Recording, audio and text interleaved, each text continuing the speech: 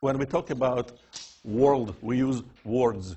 When we study world, we need numbers. So we have to bridge those two, well, entities. And to do that, we have to measure things. That's a fundamental part of the physics. Everything is based on measuring things. There is a science of measuring. We call it metrology. This is a formal definition of what a measurement is. But in physics, we use a more specific definition. A measurement is this. So first of all, if we want to measure something, let's say we want to measure mass. First thing, we have to introduce a standard of that. How do we do that? We take a thing, we point a finger and say, that's 1 kilogram. That's it. Well, of course, we have to convince everybody else to call this thing 1 kilogram. Well, that's been done years ago. And now we have a standard. Of course, a standard, well, usually we have like 5, 6, no more copies of the actual standard. Yeah. Looks like this. The platinum is, we call it 1 kilogram. If that would be a platinum, I wouldn't be probably working anymore.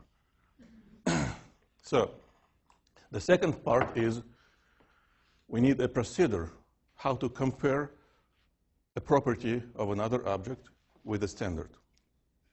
And for example, if we want to measure mass, the very first procedure was, well, use the balance. How does it work? Very simple.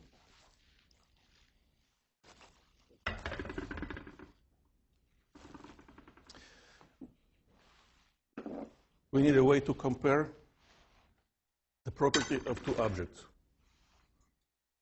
We believe in symmetry. So what I need is something balanced.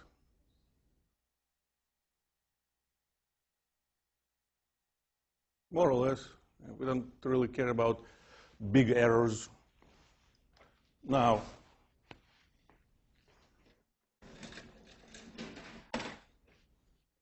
this is my standard.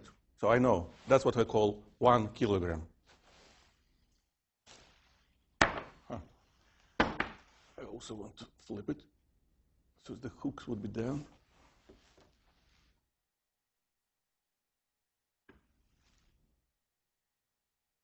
What will happen if I let it go? Of course. But if I attach another one practically at exactly the same distance from the pivot, and if they balance, I believe in symmetry, I say, okay, this must have the same property as this one. So I say, this is also 1 kilogram. Well, of course, we need a way to measure different masses. So, is it 1 kilogram? No. All right. What about now? Okay. But they look identical. So each of these probably has the mass a half, yeah, of the total. So if it's 1 kilogram, this is 1 kilogram, which means, this is 1 kilogram. That means this is a half of a kilogram, and this is a half of a kilogram. And that's how we can measure masses. Well, what I have here,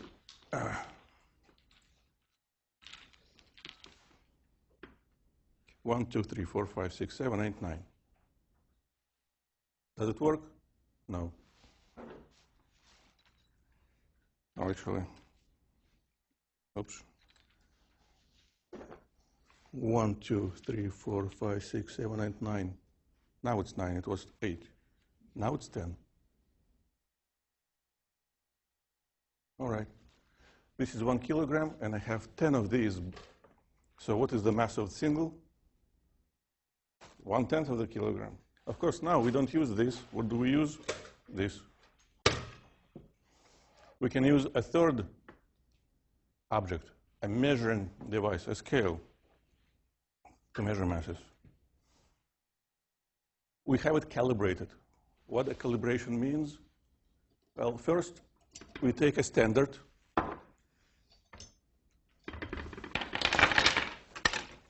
and we put it on a scale, and we read it, make a mark.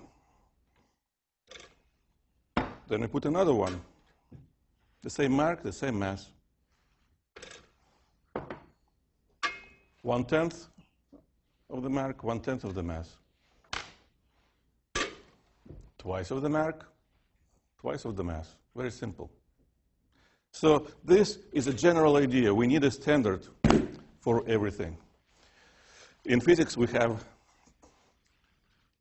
several fundamental standards.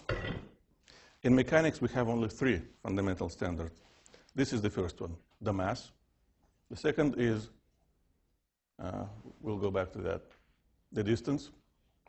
If we want to measure distance, again, we have to choose a standard. And over the history of physics, there have been many standards. Now, for the standard of length, we use distance traveled by light. But of course, in real life, we just use a ruler or a measuring tape. This is 1 meter. This is 1 yard. So 1 meter, 1 yard, very close to each other. So that's a standard. How do I measure distances? I have to introduce a procedure. A procedure is simple. Place the standard on wherever you measure and count. 1, 2, 3. If this is 1 meter and I have to fit 3 standards, that's going to be 3 meters. Simple.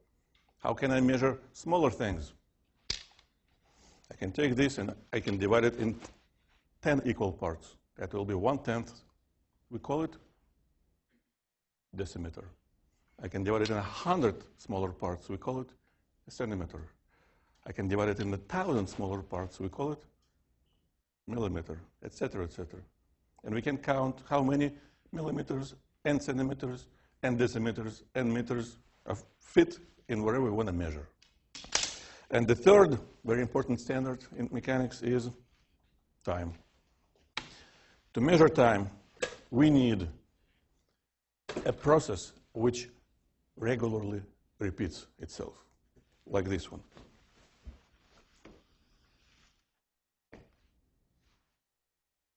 One, 2, 3.